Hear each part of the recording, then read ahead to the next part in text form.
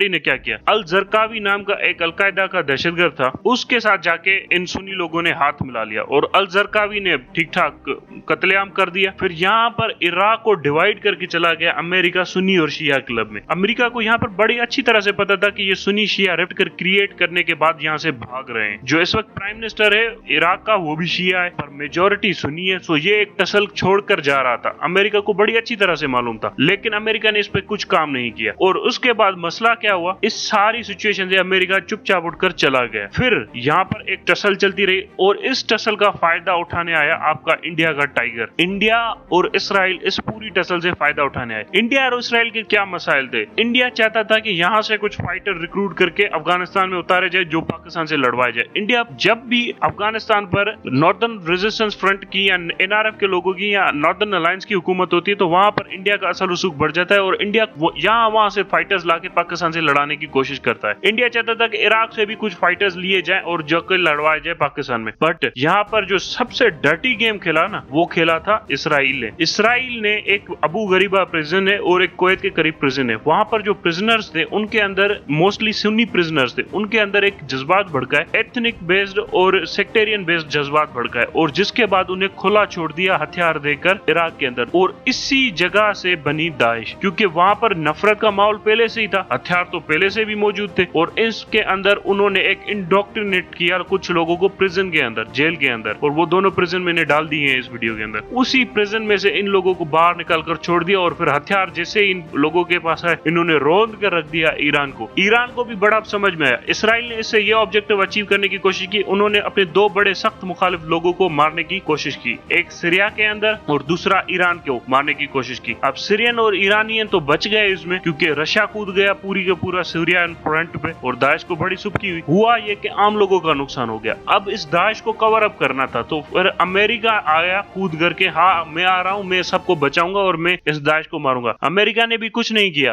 America ने India को उतारा और इंडियंस ने किया दाइश पूरी की पूरी उठा के कुन्नड़, नूरिस्तान और जलालाबाद में फेंक गए। अब वहां से यही दाइश आकर हमला करते रही पाकिस्तानियों पर और अफगानियों पर और उस जगह पर दाइश ने ये किया कि अफगान तालिबान के मेंबर तोड़ना शुरू कर दिए। और मैंने बहुत सारे मेंबर्स इस वीडियो में डाल दिए हैं जो अफगान तालिबान को छोड़कर टीटीपी में गए, फिर टीटीपी से जाकर दाइश को ज्वाइन किया और बड़े ही सख्त कीर लोग थे। अब दाइश की जो बेसिक रिक्रूटमेंट है अफगानिस्तान के अंदर वो कौन है, वो रिक्रूटमेंट है इसकी उज़्बेक लोग, ताजिक लोग और वो लोग जो इंडियंस एलाइड है। अब जलालाबाद में इंडियन कॉन्सुलेट क्या करता था, वो खिलाता पिलाता था इन दाइश वालों को। अब इससे अमेरिका क्या हासिल करना चाहता था, अमेरिका चाहता था कि तालिबान के रैंक्स इससे डिवाइड हो जाएंगे क्योंकि एक मोर एक्सट्रीमिस्ट पार्टी आ जाएगी तो फिर लोग तालिबान की रैंक्स को छोड़कर चले जाएंगे। To a certain degree Taliban के अच्छे खासे कमांडर दाइश में चले गए, पर ये नहीं हुआ कि तालिबान के लोकल लेवल के फाइटर्स उनको फॉलो करना शुरू कर दे। तालिबान को भी सीरियस डैमेज हुआ यहाँ से, पर मोर और लेस इसका डैमेज जाके फिर से हुआ अमेरिका को, क्योंकि दाइश के ऊपर तालिबान ने बड़े सख्त हमले कर दिए और दाइश को पसवा करने में कामयाब हो गए। यहाँ तक भी इस रिपोर्ट्स आती है कि कुछ प्रोविंसेस में शेडो गवर्नर्स थे तालिबान के, वो शेडो गवर्नर्स ही जाकर दाइश के साथ मिल गए थे। इतने सख्त माहौल को पैदा करने के पीछे वजह सिर्फ अपने इंटरेस्ट को सर्व करना, और बाद में क्या करते हैं कि दुनिया के सामने दिखाते हैं कि हम कितने पीस लविंग नेशन है, हम सिक्योरिटी, डेमोक्रेसी और इकोनॉमिक प्रोस्पेरिटी भी बिलीव करते हैं। पूरी दुनिया की वाट लगा दी इन लोगों ने और फिर कहते हैं हमसे सीखो,